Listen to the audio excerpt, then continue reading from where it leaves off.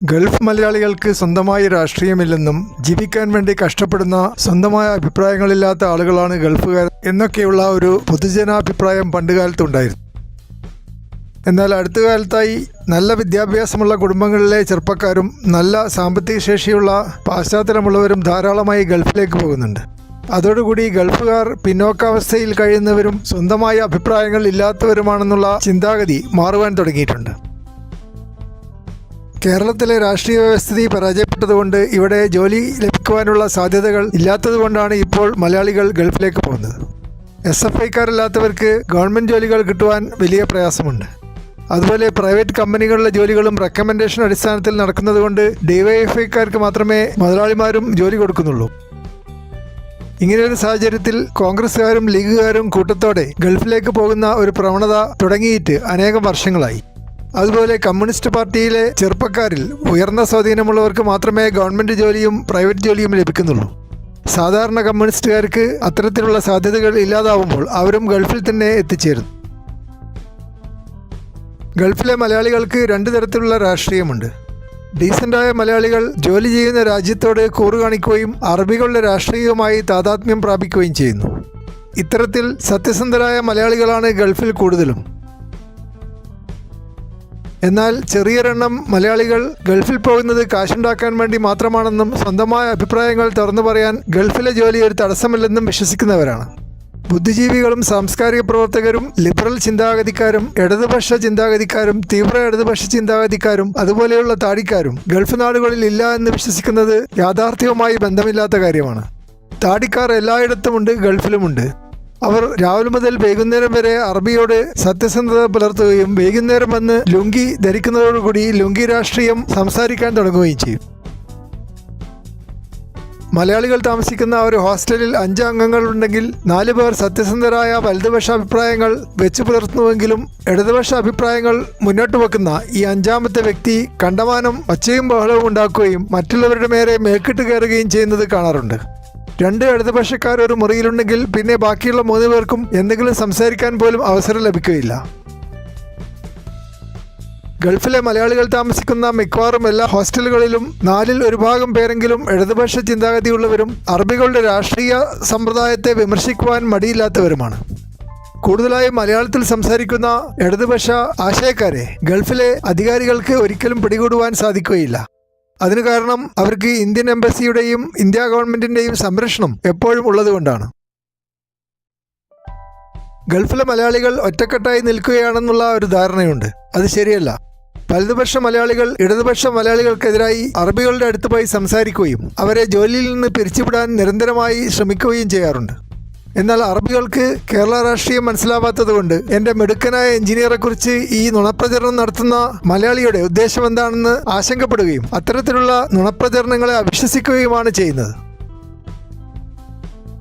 അതുപോലെ പോലീസിനെ ഉമക്കത്തെഴുതുന്നവരും വലതുപക്ഷ മലയാളികളുടെ ഇടയിൽ ധാരാളം പേരുണ്ട്. എന്നാൽ ഇന്ത്യക്കാരുടെ ഇടയിലുള്ള ഗ്രൂപ്പിസം വളരെ കൂടുതലായതുകൊണ്ട് അതിൽ ഇടപെടുവാൻ അറേബ്യൻ രാജ്യങ്ങളിലെ രഹസ്യ പോലീസിനോ രഹസ്യമല്ലാത്ത പോലീസിനോ വലിയ താല്പര്യമില്ല. എന്ന് മാത്രമല്ല, പല അറേബ്യൻ രാജ്യങ്ങളിലും വളരെ വലിയ 100 കണക്കിന് ആളുകൾ ജോലി ചെയ്യുന്ന എംബസികൾ സ്ഥാപിച്ചിട്ടുള്ളതുകൊണ്ട് ഇന്ത്യ ഗവൺമെൻറ്റിനെ അറബികൾക്ക് വലിയ പേടിയുമാണ്. ഇന്ത്യക്കാർ ഉൾപ്പെടുന്ന പല കാര്യങ്ങളിലും എംബസികൾ ഇടപെടുന്നതുകൊണ്ട് കഴിയുന്നതും ഇന്ത്യക്കാരുമായി ബന്ധപ്പെട്ട കാര്യങ്ങളിൽ അനാവശ്യമായി ഇടപെടേണ്ടതില്ല എന്നാണ് ഗൾഫ് രാജ്യങ്ങളിലെ ഗവൺമെൻറ്റിൻ്റെയും പോലീസിൻ്റെയും രഹസ്യ പോലീസിൻ്റെയും നിലപാട്. അതുപോലെ ഗൾഫിലെ വലിയ ബിസിനസ്സുകാരും വലിയ സ്ഥാനങ്ങളിൽ ഇരിക്കുന്നവരുമായ മലയാളികളും വലതുപക്ഷ ആശയങ്ങളാണ് സപ്പോർട്ട് ചെയ്യുന്നത്. എങ്കിലും ഇടതുപക്ഷക്കാരെ ദ്രോഹിക്കുവാൻ അവർക്ക് സാധിക്കുന്നില്ല. അതിനു കാരണം അവർ നാട്ടിൽ വരുമ്പോൾ അവരെ ആക്രമിക്കുവാനും അവരുടെ ബിസിനസ് സ്ഥാപനങ്ങൾ നശിപ്പിക്കുവാനും ഇടതുപക്ഷക്കാർക്ക് കഴിവുള്ളതുകൊണ്ടാണ്. ഇത്തരത്തിൽ ഭൂരിപക്ഷം വരുന്ന വലതുപക്ഷ മലയാളികളെ ഭീഷണിപ്പെടുത്തുവാൻ ന്യൂനപക്ഷം മാത്രം വരുന്ന ഇടതുപക്ഷ മലയാളികൾക്ക് സാധിക്കുന്നുണ്ട്. ഗൾഫിലെ മലയാളികൾ വലതുപക്ഷവും ഇടതുപക്ഷവുമാണെന്ന് ജനറലൈസ് ചെയ്യുമ്പോൾ 3ാമതൊരു വിഭാഗത്തെ കൂടി ഇവിടെ കാണുവാൻ പറ്റുന്നുണ്ട്.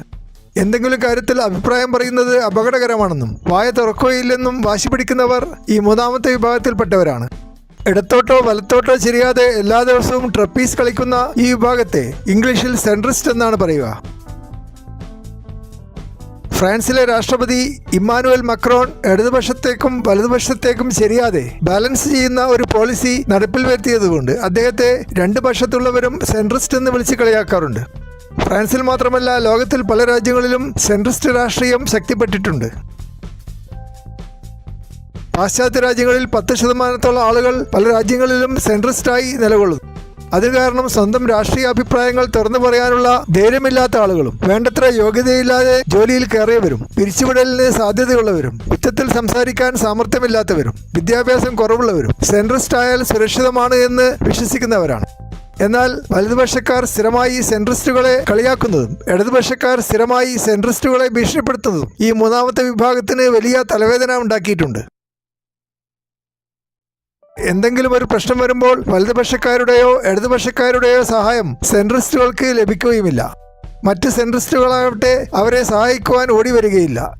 ഞാനൊരു കാര്യത്തിലും ഇടപെടില്ല എന്നുള്ള സ്ഥിരം പല്ലവി അവർ ആവർത്തിക്കുകയും ചെയ്യും. ഗൾഫ് രാജ്യങ്ങളിലെ മലയാളികളുടെ രാഷ്ട്രീയം പലപ്പോഴും അപകടകരമായ രീതിയിൽ ആയിത്തീരാറുണ്ട്. പല ഗൾഫ് മലയാളികളും നിഷ്കളങ്കമായി ഹോസ്റ്റലിൽ ഇരുന്ന് സംസാരിക്കുന്ന കാര്യങ്ങൾ നാട്ടിലുള്ള അവരുടെ ബന്ധുക്കളുടെ സുരക്ഷിതത്വത്തെയും ജോലിയെയും കച്ചവടത്തെയും ബാധിക്കാറുണ്ട്.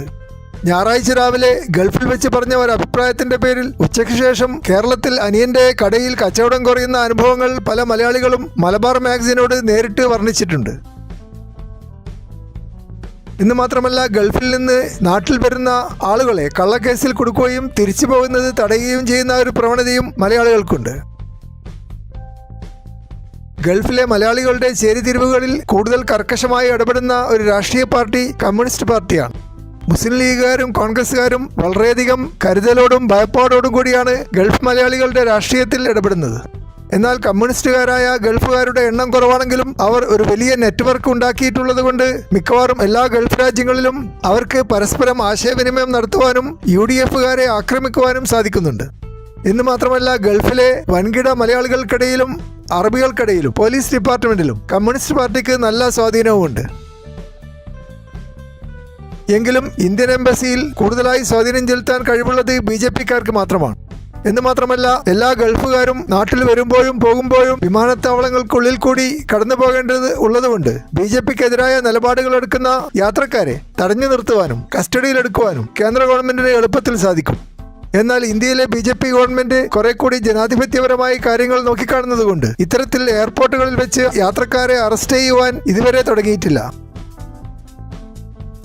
എന്ന് മാത്രമല്ല, BJPയെ നിയന്ത്രിക്കുന്ന RSS ഇത്തരം കാര്യങ്ങളിൽ കർക്കശമായ നിലപാട് വേണ്ട എന്നുള്ള ഒരു നിലപാട് എടുത്തിട്ടുള്ളതുകൊണ്ട് BJPയെ വിമർശിക്കുന്നവർക്കും BJPക്കെതിരായും RSSനെതിരായും ശക്തമായ നിലപാടുകൾ എടുക്കുന്നവർക്കും ഗൾഫിലേക്ക് പോകുമ്പോഴും തിരിച്ചു വരുമ്പോഴും സുഗമമായി എയർപോർട്ടിൽ കൂടി കടന്നു പോകാൻ പറ്റുന്നുണ്ട്. ഇന്ത്യക്കാരുടെ പാസ്പോർട്ടുകൾ കേന്ദ്ര ഗവൺമെന്റ് ഇഷ്യൂ ചെയ്യുന്നതുകൊണ്ട് അവ റദ്ദ് ചെയ്യുവാനും പിടിച്ചുവെക്കുവാനും തടഞ്ഞു വെക്കുവാനുമുള്ള അധികാരം കേന്ദ്ര ഗവൺമെന്റിനുണ്ടെങ്കിലും ഇന്ത്യ ഉയർന്ന ജനാധിപത്യ മൂല്യങ്ങൾ വെച്ച് പുലർത്തുന്ന ഒരു രാജ്യമാണെന്ന് BJP വിശ്വസിക്കുന്നത് കൊണ്ട് അത്തരത്തിലുള്ള ശല്യങ്ങൾ ഇതുവരെ ഉണ്ടാക്കാൻ തുടങ്ങിയിട്ടില്ല. RSSന്റെ പോളിസിയിൽ തീവ്രവാദികളെ മാത്രമേ കേന്ദ്ര ഗവൺമെന്റ് നോട്ടമിടേണ്ട ആവശ്യമുള്ളൂ എന്നുള്ള ഒരു നിലപാടുണ്ട്. തീവ്രവാദികളാണെങ്കിൽ ഇപ്പോൾ തന്നെ ജയിലിൽ കഴിയുകയാണ്. തീവ്രവാദത്തെ മലയാളികൾ ഭൂരിപക്ഷവും സപ്പോർട്ട് ചെയ്യാത്തതുകൊണ്ട് കൂടുതൽ ആളുകളെ നിരീക്ഷിക്കുവാനോ ശല്യം ചെയ്യുവാനോ കേന്ദ്ര ഗവൺമെന്റിന് തൽക്കാലം ഉദ്ദേശമില്ല. അങ്ങനെ നോക്കുമ്പോൾ BJPക്കാരുടെ രാഷ്ട്രീയം ഗൾഫുകാർക്ക് ഒരു ഭീഷണിയല്ല എന്ന് തൽക്കാലം പറയേണ്ടി വരും. ഗൾഫിൽ ജോലി ചെയ്യുന്ന BJPക്കാർ ഒരു ഗ്രൂപ്പായി നിലകൊള്ളുകയും എംബസിയിലുള്ള സ്വാധീനവും അവരുടെ നെറ്റ്വർക്കിംഗ് മിടുക്കും കൊണ്ട് കൂടുതൽ ഐക്യത്തോടെയും ശക്തിയോടെയും നിലകൊള്ളുകയും ചെയ്യുന്നുണ്ട്.